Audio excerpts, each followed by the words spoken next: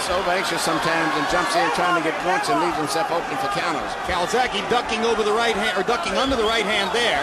We'll see when Kessler goes back to the uppercut as Calzaghe ducks his upstairs punches.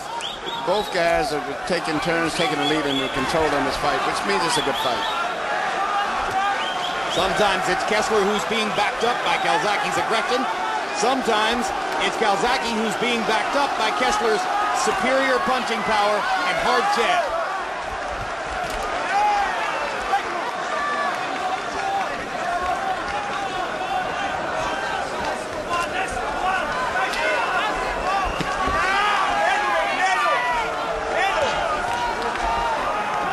Because of what's at stake here, this fight had, and the styles, this fight had the potential to be less than aesthetically pleasing. But these guys are creating beautiful, high-level stuff here. Personally, myself, Max, I'm enjoying it because you see a little bit of everything. Boxing skills, exchanges, and every time one guy feels the other guy's taking control, he fires right back trying to take control himself. And I think it's going to be like that all the way through. The fight could end up being a very close, controversial decision the way it's going. And both guys are remarkably accurate punchers, and as they tire down the stretch, that will come more into play. Because it's harder in the late rounds to defend yourself against precise punching, and they can both punch longer than they can defend. I think if it goes down the stretch and continues to pace, it might be a slight edge, might go to Calzaghe if possible. There's a trickle of blood from the right nostril of Kessler's nose. Clearly the result of a Calzaghe left hand. Hard right hand by Kessler.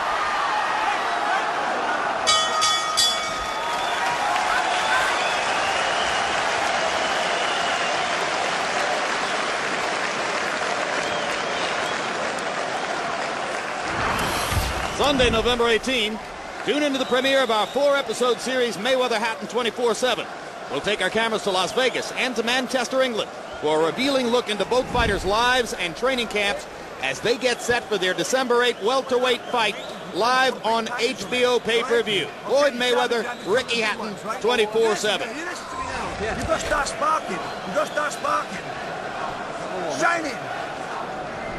Start shining. Get jab work, get a combination there. You're doing one thing only. You can't jab only. Right? You don't fight. Here we see Kessler once again landing the counter punch. 1-2 after Calzaghe comes in and gets out of position. And it's been the continuing pattern for most of the punches that Kessler have landed tonight.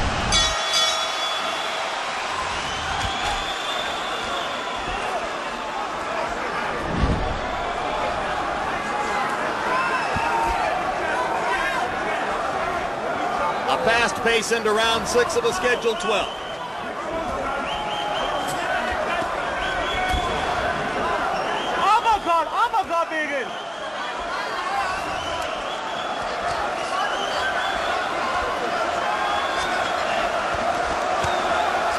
Calzaghe is a southpaw who squares up and faces his opponents a lot of the time. Yeah, in this round, he's being very careful to keep his right shoulder in front. Because most of the time that Calzaghe gets hit is out, he throws his punches and end up square and with his head falling forward out of position, and that's when Kessler lands those nice counter punches on him. Kessler's getting hit more this round. Calzaghe's not throwing hard, he's just touching him, but he's more successfully doing it. Now, good point, Max. It's a boxing round for Calzaghe so far.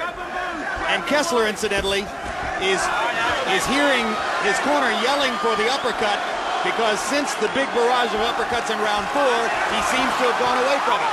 Yeah, but right now the tempo, as I said earlier, of Calzaghe, I think is starting to take his effect. You know, both guys, but he's never fought anybody that punches with the authority of Kessler, so he's in a new territory as far as he's concerned in this fight also. Well, when you think about the judging of the fight, Calzaghe is throwing almost twice as many power punches by CompuBox count, not landing them, throwing them. It's my experience in watching judges that the number of punches you throw is way more important than the number of punches you land. Right. This round he has not been as successful in hitting Calzaghe as much as he has in the past couple of rounds. Calzaghe mostly sticking to the jab in this round, as Max pointed out, just touching Kessler, but very effectively so. And Kessler seems to have lost his rhythm for the moment. Yeah, well, you know, he still punches that short, active punches, and all of a sudden he'll explode again, but I just believe that the tempo that Calzaghe said is starting to take his effect. Calzaghe, it appears to me, has landed more clean punches in this round than he has in the entire fight until this round. And has been defensively very good in this one also, too. A boxing round. Look at how he keeps his right shoulder in front. Now he squares up momentarily, but immediately goes back into the southpaw stance. And his father told him it's time to shine, I believe he said. It's a great story. Joe Calzaghe, having been trained since age 9 by his father, Enzo Calzaghe, who, when he began this enterprise, had no background in boxing whatsoever, actually had to read instructional books to figure out what to tell his son. He's done pretty doggone well, Emmanuel. Fantastic, and this guy, he's a tremendous athlete, too. You know, the same punch that Kessler's been landing effectively, he's been studying Calzaghe. He lets Calzaghe fall forward and then takes a step back and throws a 1-2. More blood from the nose of Kessler after Calzaghe appeared to win a boxing round.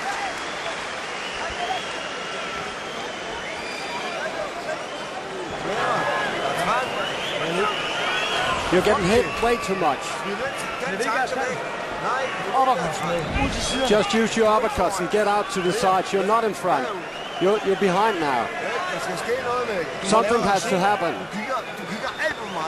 You're looking way too much at him. Go ahead. Listening. Good, extra round, fabulous round. All right, I want more. All right, or 6 more rounds like that. All right? Yeah. Don't, let's poke the jab to him. Poke the jab in, poke to him, the job's yours. Exterior of this terrific Millennium Stadium. A rugby pitch tonight set up for a crowd of more than 50,000 for a boxing match. Jabs in round 6. Calzaghe 14 out of 55 jabs. That sounds like something Kessler might have done. Kessler 7 out of 37, and you heard Kessler's trainer Rickard Olsen saying, "You're behind, something has to happen." Harold, is he behind? Absolutely. 58, 56, 4 rounds to 2, Joe Calzaghe. Jim, right jab, straight left, backing him up, taking it to him. He's winning his fight, not only on clean punching, but on effective aggressiveness. Kessler's got to do more of that. He's got to get off first and back up Calzaghe. Right now, Calzaghe 1 rounds 4 and 5. He's in the lead, 4-2. Kessler landed one of those uppercuts a couple of seconds ago as he goes back to the punch that served him so well in round 4. There's a great combination by Joe Calzaghe, and he sticks the jab twice more. He's not just touching him in this round, he's hurting him, Calzaghe. And you know, on top of the Calzaghe's defense has been perfect. He hasn't been hit with a clear, effective punch that I've saw in the last 2 rounds virtually. So Calzaghe went to another level in round 5, and he's keeping it there now as he seems to begin taking over control of the middle portion of the fight. We've seen Calzaghe turn boxer. Can Kessler now turn brawler? Well, the most effective thing, as I said, Kessler was led, and he had been studying so much to take advantage of Calzaghe's bad position when he would get off balance. Right there. He only lands after Calzaghe throws a punch and gets out of position. Kessler mixed in another one of those uppercuts in that exchange, and now he begins to seem to get more comfortable, but once again gets clocked with 2 straight Calzaghe lefts. And again, as Harold Letterman pointing out, it's mostly Calzaghe backing Kessler up.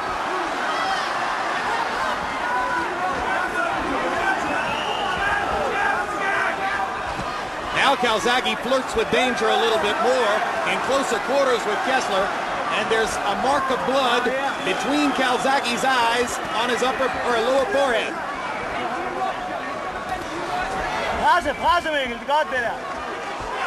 I think one of those uppercuts may have drawn the blood on Calzaghe. Big right cross by Kessler. He tries the uppercut again. Big body shot by Kessler. Hard left hook to the body, well thrown. And now Calzaghe begins to feel the urgency. Yeah, but Kessler's having a pretty good round in terms of landing clean punches, but still it's a fast pace that I don't think he's comfortable with. Calzaghe's discouraging Kessler because he's walking through those punches. But now every time the Kessler lands a good punch, Mad Mac, he goes right back to him right away. It makes him have to keep having to spend more energy. Ebb and flow. Shifting tides of fortune as we reach the end of the 7th in Cardiff.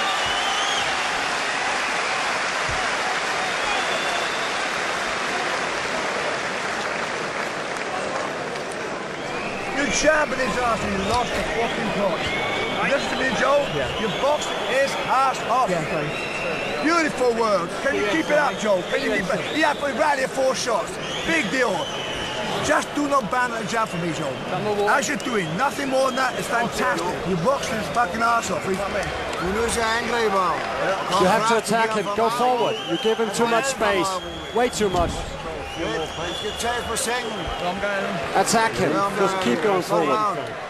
7's coming up, right? Come on, the 6 is over. Come on. Just keep going forward. It's now or never. Don't give him anything. Anytime. Go forward.